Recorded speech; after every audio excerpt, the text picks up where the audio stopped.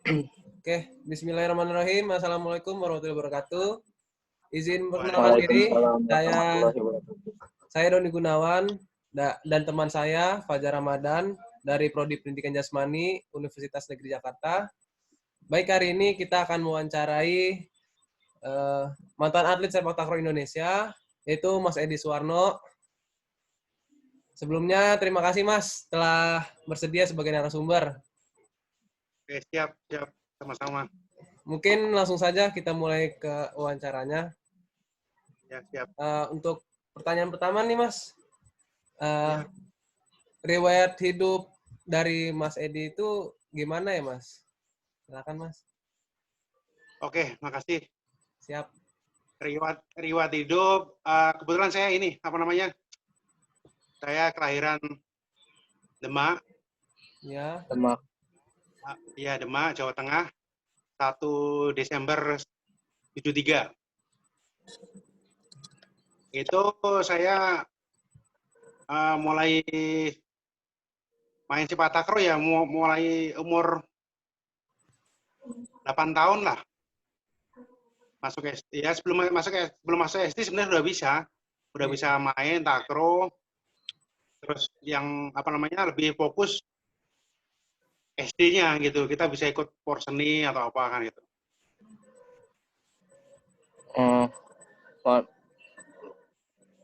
Izin Mas, Ya, siap. boleh ya izin menyanggah nih, boleh deskripsikan biografi dari Mas Edi, misalnya nama, alamat dan sebagainya. Yang sekarang ini ya?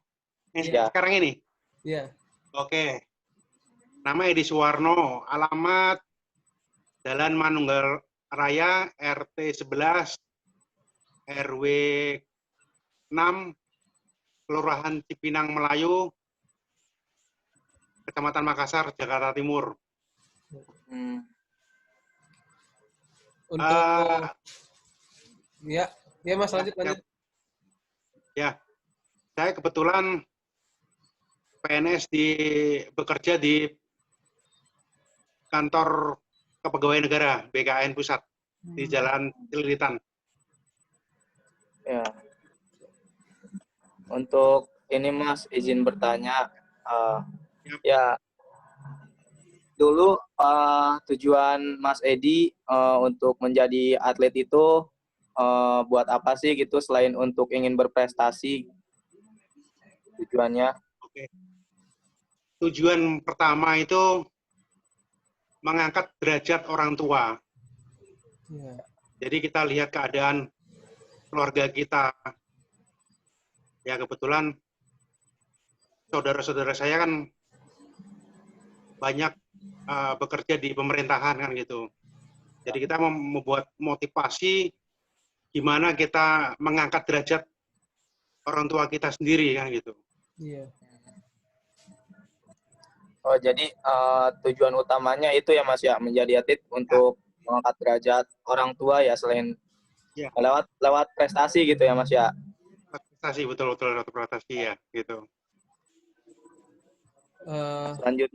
Pertanyaan selanjutnya Don.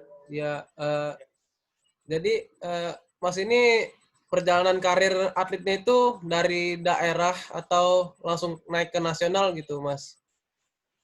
Oke, mungkin saya ceritain dari awal dulu ya. Ya, siap. Ya Mas. Jadi saya tuh main sepak takraw tahun 80. Ya. Itu di Kabupaten Demak. Di sana itu ada kampung yang tempat gudangnya mantan-mantan pemain nasional semua di sana. Nah, kebetulan saya juga di kampung itu memang lingkup sepak takraw, nggak ada namanya sepak bola, itu nggak ada. Nah, jadi kita di situ, kebetulan orang tua saya juga pembina sepak takraw. Nah, kebetulan adik saya itu juga mantan pemain nasional dan juga atlet Jawa Tengah. Gitu. Nah, terus habis itu dengan perjalanan waktu, saya tahun 80, terus saya sebelum tahun 90 saya mewakili Jawa Tengah untuk kejuaraan pelajar. Terus tahun 90 itu saya lulus SMP, langsung saya ke Jakarta. Jadi saya ke Jakarta itu tujuan pertama saya mau mengembangkan prestasi saya, dan saya juga kepengen sekolah juga di Jakarta kan gitu. Kebetulan ada saudara saya di depan kantor Bea Cukai. Nah, alhamdulillah. Terus dengan perjuangan yang benar-benar berat lah sebelum kita masuk ke ke DKI itu, saya kerja macam-macam aja lah gitu. Kerja di percetakan atau apa gitu. Tapi saya nggak mau ninggalin yang utama saya. Jadi utama saya tuh seperti Sepertaker tuh saya nggak bisa ngilangin. Jadi sebelum kerja itu saya latihan dulu pagi. Sorenya juga latihan pagi juga. Itu sampai sekarang itu ada napatilah saya kalau saya lari itu dari jembatan Jatinegara sampai Cawang itu bolak-balik saya. Wah, gitu. Karena saya punya target. Itu saya. Mantap. Ya, itu target saya tahun 90 tuh gitu. Saya dibilang orang gila atau apa, biarin aja. Masa depan saya nggak ada yang ini gitu. Nggak tahu kan, yang penting kita berusaha aja. Gitu. Nah, terus alhamdulillah terus kita udah masuk tahun 92 kita udah masuk DKI.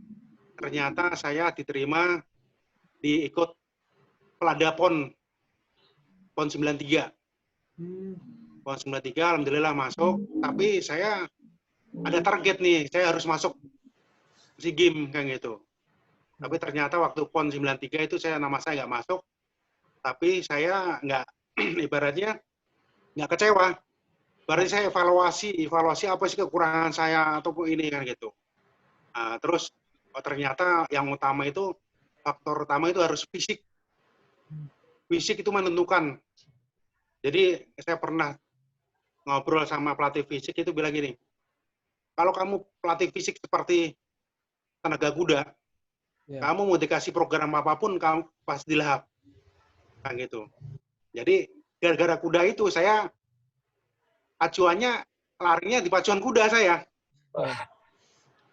Di pacuan kuda itu, yaitu pacuan kuda yang polo mas itu, saya tuh pertama lari 3 putaran, 5 putaran, 6 putaran, sampai terakhir itu 15 putaran saya. Karena target saya kepengen masuk SEA Games 95. Gitu. Ternyata alhamdulillah dengan perjuangan keras saya tuh, kita lagi persiapan untuk PON juga 96, ternyata ada tim memantau dari PB, siapa dari DKI yang mau kepengen masuk Platnas. Dari 15 atlet, cuma saya sendiri yang mengajukan diri saya sendiri. Dengan keberanian saya. Ternyata alhamdulillah yang itu langsung dites, habis latihan langsung dites jam-jamnya, jam 11 tuh. Alhamdulillah saya dapat tes balke 15 menit, saya hampir dapat 10 putaran saya. Lagi panas-panasnya itu Mas ya. Nah, lagi panas-panasnya itu. Pokoknya saya nggak mau, ya penting saya ini kan gitu. Nah, tapi setelah saya tunggu-tunggu kok nggak ada kabar, tapi tetap saya yang semangat terus. Saya pacu terus, ternyata ada surat undangan itu, saya dapat panggilan masuk Platnas tim 95. 95 dengan ibaratnya dengan tadi fisik yang berat itu, fisik kita udah punya, apapun program pelatih itu kita lahap aja udah. Gitu. Tapi gini, ada satu pengalaman saya sampai terenyuh lah gitu. Kebetulan waktu itu kan saya ada kerja kasar lah, ibaratnya termasuk kuli bangunan lah ada kita bantu-bantu temen di Hotel Atlet Senturi. Jadi waktu saya di Hotel Atlet Senturi itu ada namanya restoran Jepang itu di samping lapangan tenis itu kan itu bikin restoran kan gitu. Jadi saya cuma ngelihat waktu itu, saya memang jadi atlet, tapi atlet DKI aja gitu. Tapi saya pandang enak ya jadi Platnasnya begitu. Ternyata saya terkabul, dan waktu 95 itu saya nangis gitu. Malam itu saya nangis terenyuh gitu. Ternyata perjuangan saya itu benar-benar berat gitu loh. Ibaratnya kerja sana kerja sini, tapi ya alhamdulillah. Kan gitu. Saya semalaman itu saya nongkrong di belakang gitu. Ini saya pekerjain, dulu saya harapin enaknya jadi atlet kan gitu. Itu Mas perjalanan saya. awal Pelatnas 95 itu. Siap. Kalau Mungkin untuk pertanyaan berikutnya, Mas Edi, Ya, pengalaman event paling berkesan gitu. Event apa yang paling berkesan bagi Mas Edi? ya, semuanya event sebenarnya berkesan, Iya. tergantung kesiapan kita dalam latihan. Jadi event yang berkesan sebenarnya gini, faktor utama yang di lapangan itu, event itu sebenarnya persiapan kita dulu. Persiapan kita dulu di lapangan, kalau kita benar-benar latihannya serius, itu nggak beda jauh di pertandingan, itu pasti nggak beda jauh. Tapi kalau kita ibaratnya malas-malasan, ya itu di ini, apa namanya, ya nggak bisa buktiin lah kalau pemainnya kita benar-benar udah siap kan gitu. Jadi event yang paling kita ini ya, itu Asian Games Doha Qatar. Itu Doha Qatar itu pertama ya, Doha Qatar Asian Games Doha Qatar 2006. Itu event yang kita ini ya. Jadi kita pertama kali kita ikut event Asian Games, kita dapat medali perunggu. Itu Semua nomor. Oh, semua nomor. Jadi saya gini, saya ikut 2 nomor, jadi saya ikut tim dan regu. Iya. Ya kan? Tapi teman saya ada yang main regu double, ternyata dapat semua nomor gitu. Semua nomor itu kita dapat semua Indonesia. Gitu. Kalau saya pribadi, saya ikut 2 nomor, jadi regu, bergu sama tim saya dapat. Gitu. Tapi ada lagi yang lebih ini lagi waktu SEA Games 2003 di Vietnam itu. Jadi kita harusnya kita dapat final. Kita udah leading jauh lah sama Malaysia, ternyata bisa dikejar gitu. Itu yang kita bikin ini. Cuma yang lebih enak ya, maksudnya ini lagi buat kita sih Asian Games itu. Doha Qatar.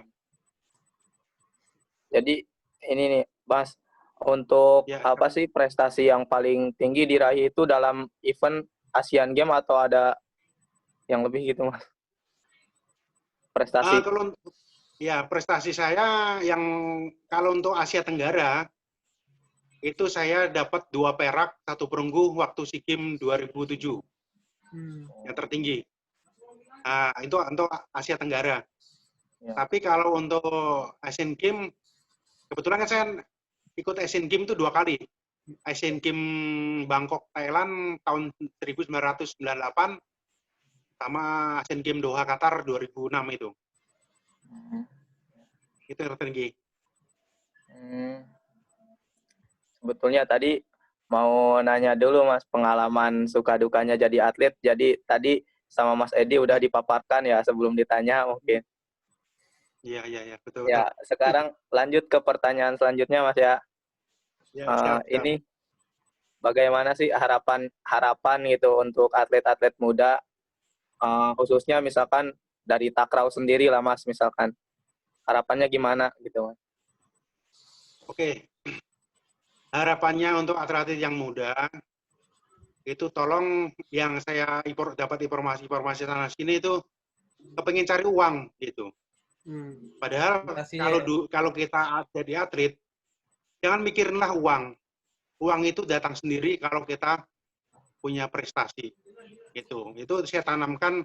Kebetulan saya juga pelatih PPOP. Saya tanamkan ke atlet-atlet kita. Tolonglah disiplin latihan. Modal utama adalah disiplin latihan. Itu modal utama. Terus keduanya fisik untuk latihan itu. Terus untuk yang untuk atlet-atlet muda sekarang ini kebanyakan cepat putus asa gitu, cepat putus asa dan jarang banyak sharing. Jadi apa yang dikatakan pelatih itu cuma ditangkap aja. Jadi nggak ada namanya timbal baliknya, nggak ada pertanyaan. Mau nanya ini kekurangannya apa, nggak ada. Kalau kita dulu kita punya kekurangan, kita nggak ada malu-malu, kita harus tanya pelatih, terus tanya-tanya sana. Apalagi sekarang maaf aja nih tuh, untuk generasi sekarang itu sebenarnya informasi itu ada seperti YouTube, ya kan gitu. Jadi per posisi seperti umpan, semes, tekong itu udah kalau untuk sepak takraw harusnya udah ini gitu loh, udah matang dari situ kan gitu loh. Ada tambahan kalau kekurangan dari informasi dari pelatih, bisa lah dari media itu.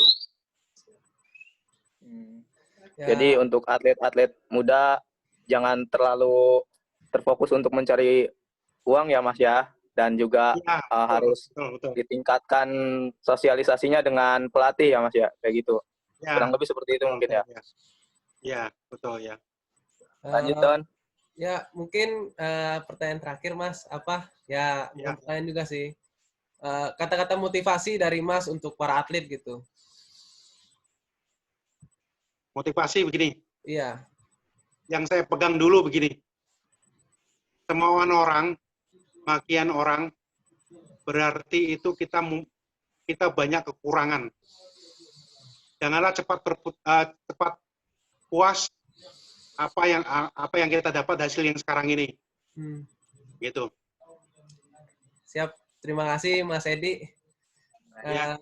Terus ini Mas, mungkin satu nih sebelum ini tadi biodata saya ya. Iya. Apa yang pernah saya prestasi yang pernah saya Oh iya. Kurikulum ini kita ya, gitu. Mas ya. Iya, makanya sorry. Gini. Ya nggak apa-apa, aman. Ya. Jadi saya ikut SEA Games, ikut PON itu 5 kali. 5 kali. PON 93, 96, 2000, 2004, dan 2008. PON yang paling yang berkenan, PON 2008 kita dapat perak untuk DKI. Oh, itu nomor hub ya? Pak, nomor ya, hub untuk hub ya. Kebetulan hub itu rekor masih saya pegang. Wah, jadi selama 20 menit itu saya udah masukin 15 masuk bola. 20 menit. Jadi 10 menit itu buat teman-teman kita saya kasih kesempatan 10 menit terakhir itu. Ternyata ya nggak bisa ngejar saya kan gitu loh. Gitu. Nah, terus saya untuk PON untuk SEA Games saya 5 kali. Terus untuk Asian Games saya 2 kali. Terus kejuaraan dunia seperti Kings Cup itu sekitar 10 kali. Keren. Itu Mas. Ya, itu. Jadi terus saya berhenti main sepak takraw itu tahun 2010. Jadi 2008 sampai 2010 2008. Maaf, tahun 80 sampai 2010 saya baru berhenti. Karena apa saya berhenti? Iya. Karena saya nggak ada target lagi. Iya. Apa yang saya mau target lagi? Karena PON itu batas umur. Oh. Iya. Nah, sebenarnya gini. Untuk pengurus-pengurus mungkin kalau ini bisa ya. Saya pernah argumen sama pengurus gitu. Kalau untuk prestasi janganlah batasin umur. Karena apa? Seperti event-event seperti SEA Games, Asian Games itu kan apa namanya? Barometer kita ya kan gitu loh, barometer kita. Iya. Boleh dibatasin umur kecuali kalau pemainnya SEA Games atau Asian Games itu batas umur kita baru batasin untuk PON kan gitu. Gitu. Tapi kalau pemainnya untuk masih bebas aja, yaudah silakan aja kan gitu. Itu prestasi itu nggak mengenal umur untuk sepak takraw ya. Karena kita bukan cabang terukur kan gitu, cabang permainan kan gitu. Semakin tua semakin matang. Yes. Itu Mas. Jadi Mas ya siap. Di apa? Izin dulu menjadi pelatnas kurang lebih berapa tahun itu Mas? Mas Edi. Itu dari 95 sampai 2010. 15 tahun ya? Oh, iya. 15 tahunan ya. Nah, 15 tahun. Kebetulan saya tahun 2000 sampai 2010 alhamdulillah ditunjuk sebagai kapten tim. Dari 2010 sampai 2000 sampai 2010 ditunjuk sebagai kapten tim Indonesia sepak takraw saya. Belum ada tergantikan. Habis itu langsung ya karena faktor umur kan gitu. Jadi kita mundur kan gitu. Ya, terima kasih Mas Edi atas jawabannya dan pengalamannya gitu. Mungkin sampai di sini wawancara tentang mantan atlet hari ini bersama Mas Edi Suwarno. Sangat menarik Oke, siap. dan banyak pembelajaran yang kita dapat dari pengalaman hidup beliau selama menjalani karir hingga sekarang. Sekarang ini jadi pelatih PPOP ya, Mas Edi? Ya, pelatih PPW. Target kita, insya Allah kita bawa medali. Amin, Amin. amin, amin, amin. Amin. Ya, terima kasih sekali lagi Mas Edi.